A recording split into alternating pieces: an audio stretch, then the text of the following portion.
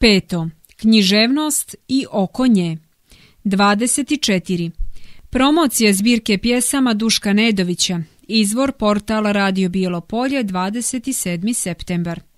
Zbirka poezije Otvorena vrata mojih tajni, rijeka mojih snova pjesnika Duška Nedovića promovisana je večeras u sali Bijelopoljskog centra za kulturu.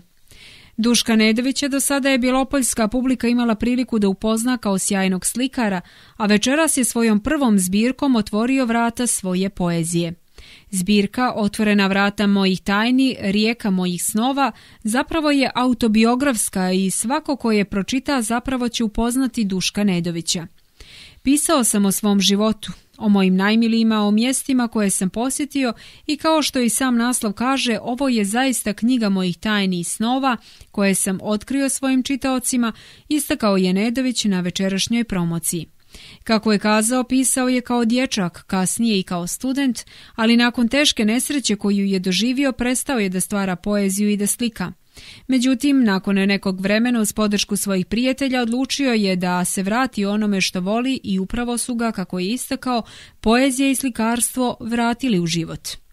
Večerašnja promocija knjige Duška Nedovića bila je prema riječima Katarine Bigović iz Saveza slijepih Crne Gore idealna prilika da se pokaže da osobe sa invaliditetom, u ovom slučaju osobe oštećenog vida, mogu biti sjajni umjetnici i stvaraoci.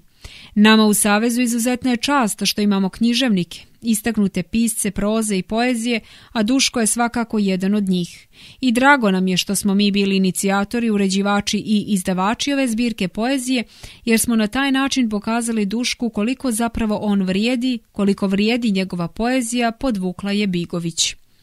Prema njenim riječima, mnogo je osoba sa invaliditetom koje sakrivaju svoj talenat zbog neprihvatanja od strane društvene zajednice, pa je ovo bila i odlična prilika da se razbiju predrasude i barijere i da društvo otvori put i drugim književnicima. Stihove iz zbirke Otvorena vrata mojih tajni, rijeka mojih snova večeras je kazivao Fuad Aga Dobardžić.